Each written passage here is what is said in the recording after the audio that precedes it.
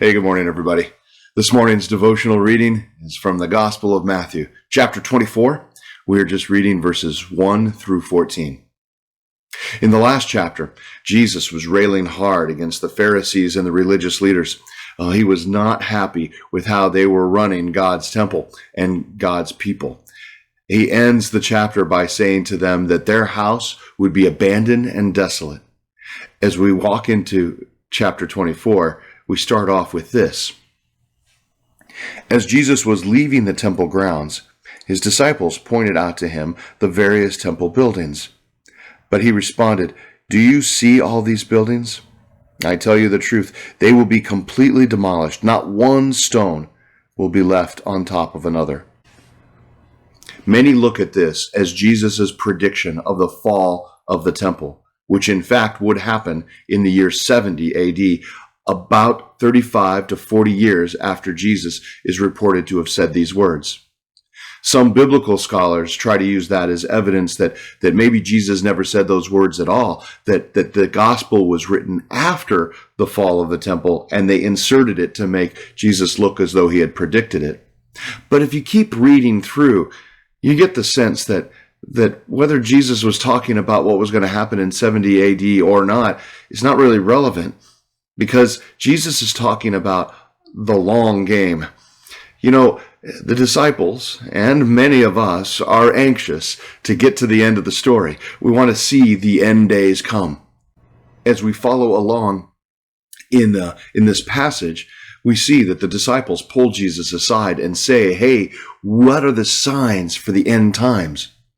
Well, Jesus' explanation that comes next would lead me to believe that he knows that the timeline is much longer than any of his disciples are hoping for or imagining. He speaks of earthquakes, of nations rising up against nations, of kingdoms rising and falling, of famines and earthquakes, and all sorts of things that are all about societies being lived. But at the end, I think we get the most important hint. Beginning at verse 13, Jesus says, "But the one who endures to the end will be saved.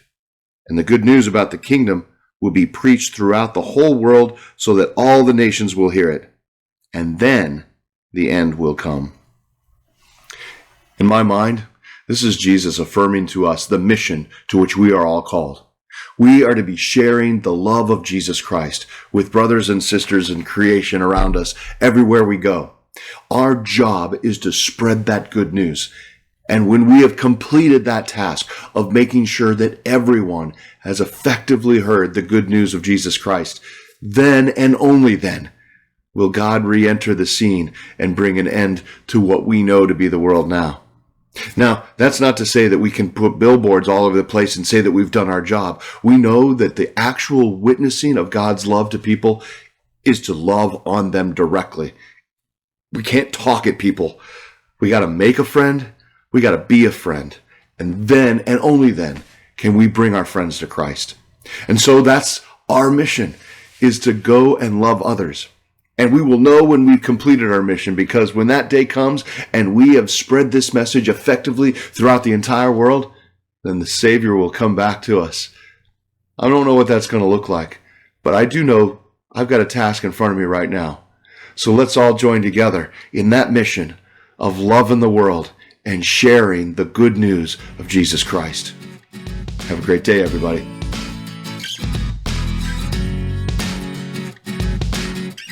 If these devotional videos are helpful to you, subscribe to our channel and click the notification button so you know when we post a new video.